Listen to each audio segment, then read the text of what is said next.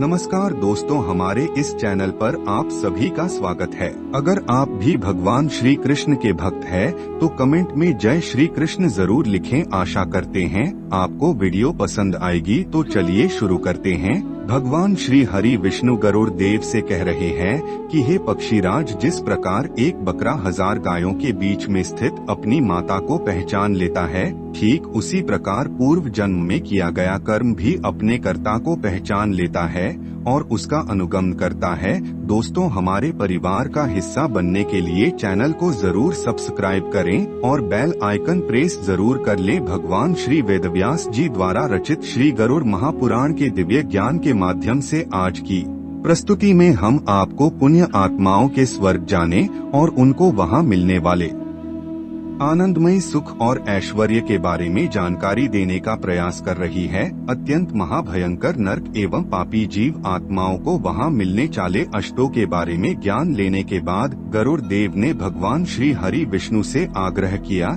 कि हे भगवान, आपके श्री मुख से मैंने जो ज्ञान प्राप्त किया उससे मैं धन्य हो गया हूँ। हे प्रभु, अब मैं पुण्य आत्माओं के बारे में जानना चाहता हूँ कि पुण्य आत्माएं कौन होती हैं और जब उनकी मृत्यु होती है तो उनके साथ क्या होता है, क्या उनको भी नरक भोगना पड़ता है। गरुड़ की प्रार्थना सुनने के बाद भगवान श्री हरि ने कहा कि है कश्यप पुत्र गरुड़देव, अभी तक मैंने तुम्हें पापी जीव आत्माओं को मिलने वाले अत्यंत महाभयंकर नरकों के बारे में सुनाया। अब मैं तुम्हें पुण्य आत्मा और उनको प्राप्त होने वाले स्वर्ग लोक के बारे में सुना रहा हूँ। ध्यान से सुनो। हे गरुड़ देव, जो मनुष्य अपने जीवन काल में अच्छा आचरण एवं अच्छे कर्म करते हैं, धर्म मार्ग पर चलते हुए भक्ति पूर्वक अपना जीवन निर्वाह करते हैं तथा अपने मन, वचन और कर्म से किसी भी प्राणी को दुखी नहीं करते हैं, अपितु उनकी सहायता करके उन्हें प्रसन्न नहीं करते हैं, ऐसे मनुष्यों को पुण्यात्मा कहा जाता है।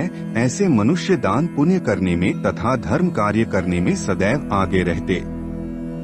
सदा भी इनके मन में सभी प्रकार के जीवा के प्रति दया भाव रहता है। भूखों को खाना खिलाना, प्यासे को पानी पिलाना, बावरियों, ताल तथा नदियों की रक्षा करना, बात तथा उपवन लगवाना, साधु संतों की रक्षा करना, गरीब तथा असहयोग की सहायता करना, मानव धर्म की रक्षा करना, धार्मिक कथाओं का प्रचार प्रसार करना, बच्चों व स्त्रियों का सम्मान करना, माता पिता तथा गुरु की आज्ञा का पालन करना, मातृभूमि की रक्षा करना तथा गलत पथ पर चलने वाले मनुष्यों को सत मार्ग पर चलने के लिए प्रेरित करना इत्यादि पुण्य कार्य यह करते रहते हैं और अपना संपूर्ण जीवन बहुत ही प्रसन्नता से पूरा करते हैं। जब इस प्रकार के मनुष्य का जीवन काल पूरा होता है और उसकी मृत्यु का समय निकट आता है तो उसकी आत्मा अपने आप ही ब्रह्मरंध्र से बाहर निकल आती है।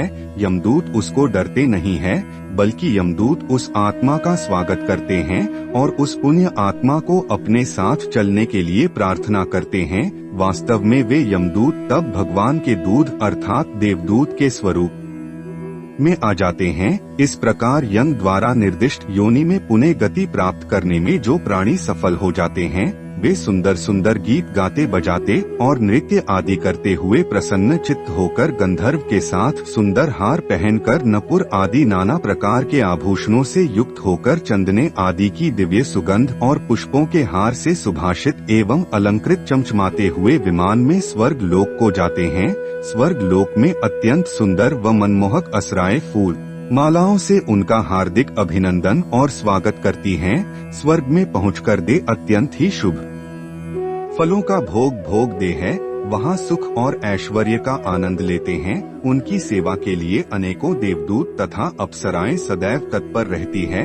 इस प्रकार जब तक उनके पुण्यों की अवधि समाप्त नहीं हो जाती तब तक वह स्वर्ग लोक का वैभव भोगते हैं। पुण्य समाप्ति के पश्चात जब वहां से पुनः पृथ्वी पर आते हैं तो राजा अथवा महात्माओं के घर में जन्म लेकर सदाचार का पालन करते हैं। इस प्रकार के समस्त लोगों को प्राप्त करके पुनः स्वर्ग को प्राप्त करते हैं, अन्यथा पहले के समान आरोही योनि में जन्म लेकर दुख भोगते हैं।